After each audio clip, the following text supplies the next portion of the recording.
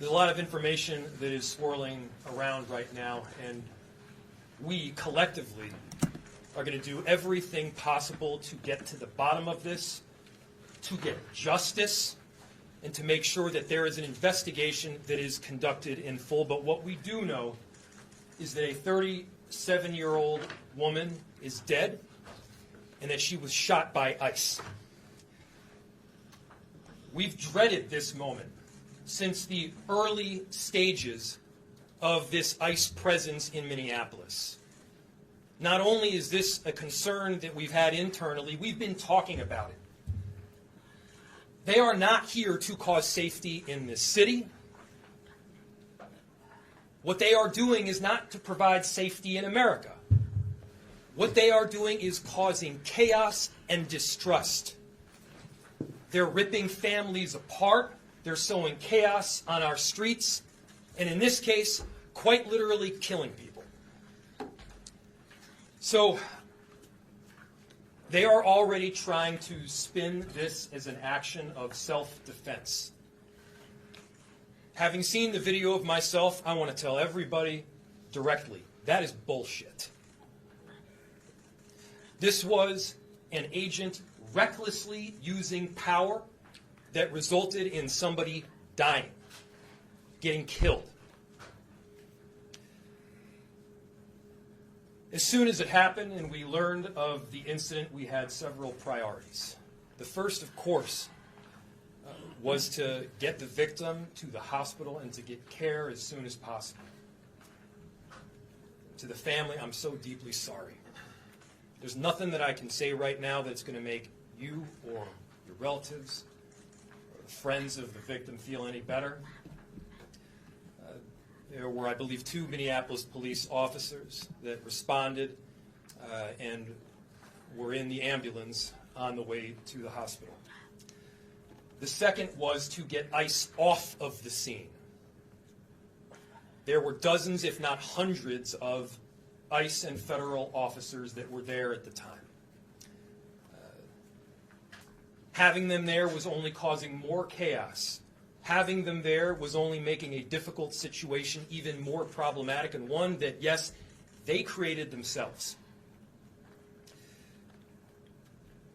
There's little I can say, again, that'll make this situation better, but I do have a message for our community, for our city, and I have a message for ICE. To ICE, get the fuck out of Minneapolis. We do not want you here.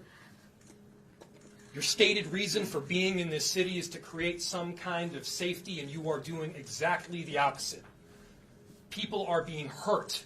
Families are being ripped apart. Long-term Minneapolis residents that have contributed so greatly to our city, to our culture, to our economy are being terrorized, and now somebody is dead. That's on you. And it's also on you to leave. It's on you to make sure that further damage, further loss of life and injury is not done. We're going to be working towards justice as quickly as we possibly can right now. And justice is what we've all got to get. Next, a message to our community.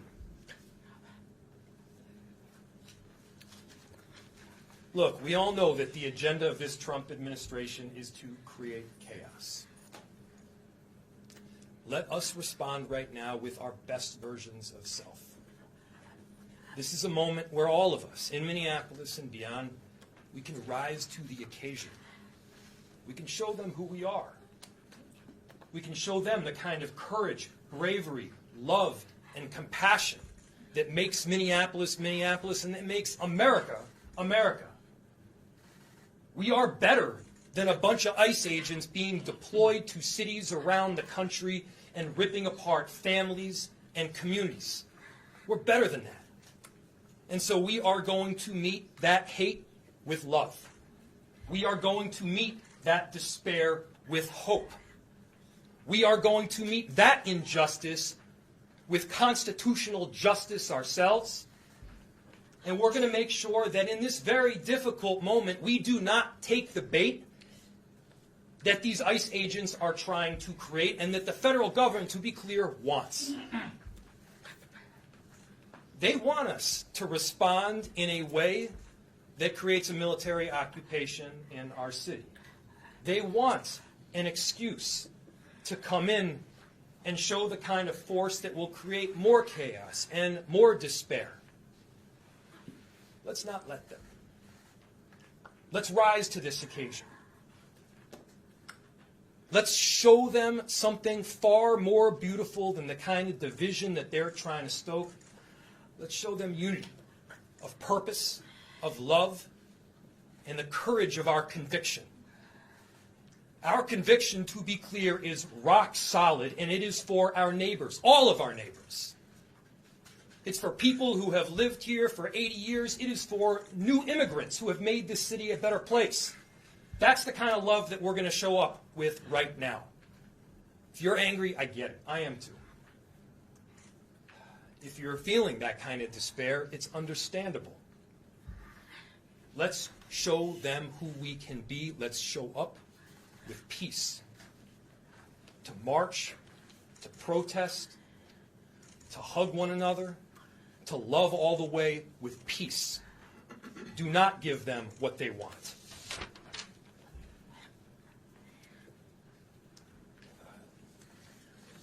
Finally, we've got a lot of work that needs to happen right now to make sure that, first, of course, the scene was secured as much as possible, that we were able to get the victim, now deceased, to the hospital. We've got a lot of work to do in the coming days. I want to thank our city enterprise for the work that they have done, but more importantly, what they're about to do, because this is going to be heavy, and our city has been through a lot. We also know that we're prepared to do right for people. Among them is our chief of police. I'll invite him up. My name is Brian O'Hara, B-R-I-A-N-O''Hara. I am the Minneapolis Police Chief.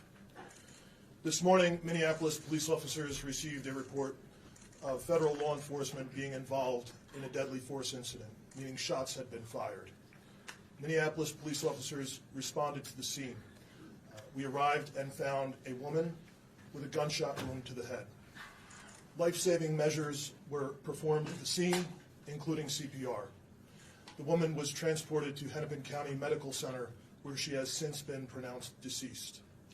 The preliminary information that we have indicates that this woman was in her vehicle and was blocking the roadway on Portland Avenue, midway between 33rd Street and 34th Street in the city.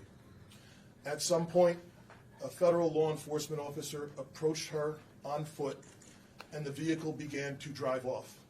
At least 2 shots were fired. The vehicle then crashed on the side of the roadway. Minneapolis police officers secured the crime scene and assisted in trying to preserve the evidence that is there.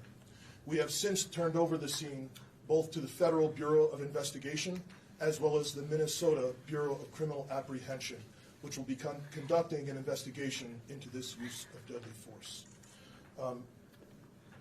I want to thank the mayor, city council president, other members of the city council, state legislators that were on the scene. This has been a very difficult time for everyone in the city. And this is obviously a very, very tragic situation where a woman has lost her life. That being said, in addition to this tragedy, which unfortunately we did predict, we were seriously concerned about further escalation from the scene.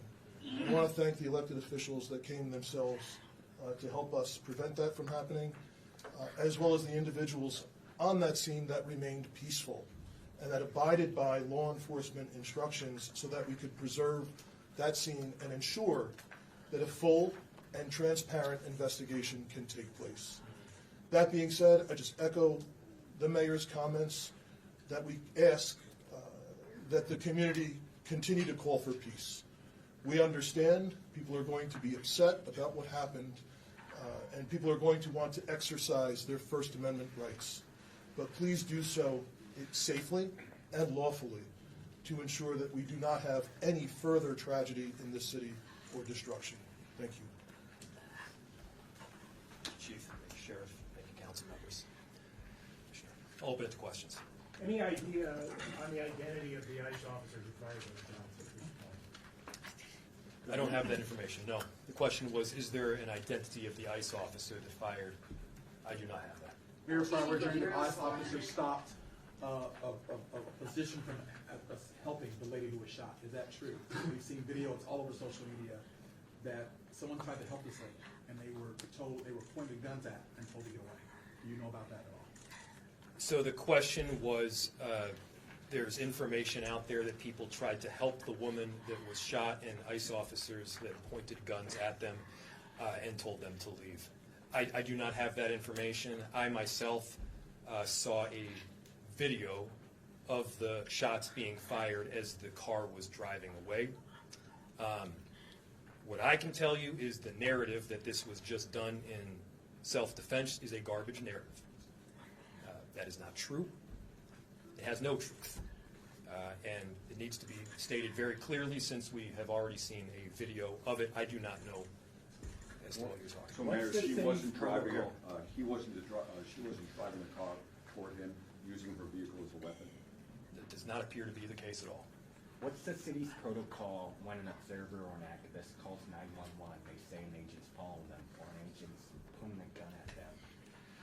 How does the city of Minneapolis handle that situation going forward, considering what just happened today? Repeat it one more time. I missed the first part of what you said. I'll turn it over to the chief. What does the city do when someone calls 911 and a federal agent's pointing a gun at them, that sort of thing? I'll turn it over to the chief. The question is, what does someone do when a federal agent is pointing a gun at them? Chief. So, if I heard you correctly, the question is about when people call 911, Yes. what is the city's protocol Yes, yes. in these situations? We've had a very dramatic increase in 911 calls related to this activity. We have a protocol in place that has been evolving as the situation has been changing. And at this time, there is a designated supervisor that is on duty 24/7 that fields those calls. And we do everything that we can to ensure that they are appropriately prioritized, with the priority being placed upon the protection of life and safety of everyone in the community. Can you tell us any more about the woman who was fatally shot? Was she there as a legal observer, protester, bystander? What do you know that you can share? So the question was, what can I share about the deceased? There is nothing to indicate that this woman was the target of any law enforcement investigation or activity. This woman was in her car, and it appears then blocking the street because of the presence of federal law enforcement, which is obviously something that has been happening not just in Minneapolis, but around the country. She appears to be a middle-aged white woman. Chief, just about a month ago, you said these unplanned and questionable tactics by federal agents would result in someone being killed at a press conference right here. Do you consider today's tactics in line with that, or do you just have a generic response to the fact that somebody is now dead? The question is that I had previously made several statements about being concerned about the tactics being employed. I am obviously very concerned that I have been told that a woman who is sitting in her car blocking the street and not the target of any enforcement activity is now deceased. However, I do not know, to be clear, I do not know the exact circumstances of the shooting. But I would tell you, in any professional law enforcement agency in the country, I think they would tell you it's obviously very concerning whenever there's a shooting into a vehicle of someone who's not armed. But it also is something that is possible. At times, it is justified. But it is very concerning, and it's something that most law enforcement agencies in the country train very intensely to try and minimize the risk that law enforcement officers get placed into a situation that the need for deadly force would be necessary. Has there been any indication of that need in this case?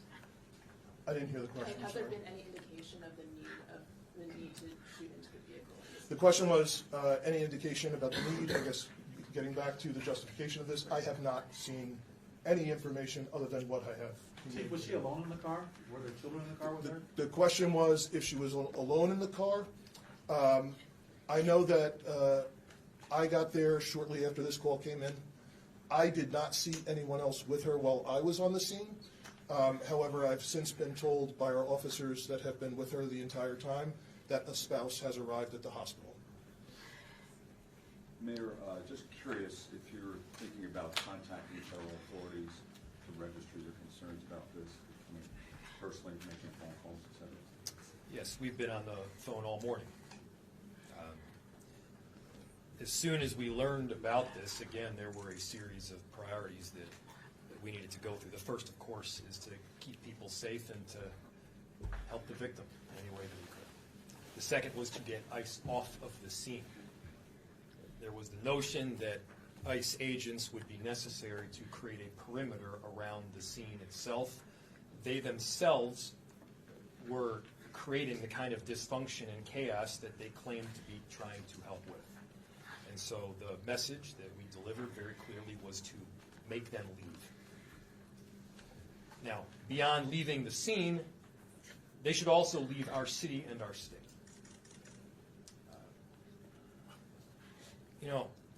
We do work, our chief does work, our sheriff does work every single day to keep people safe in our city and in our state.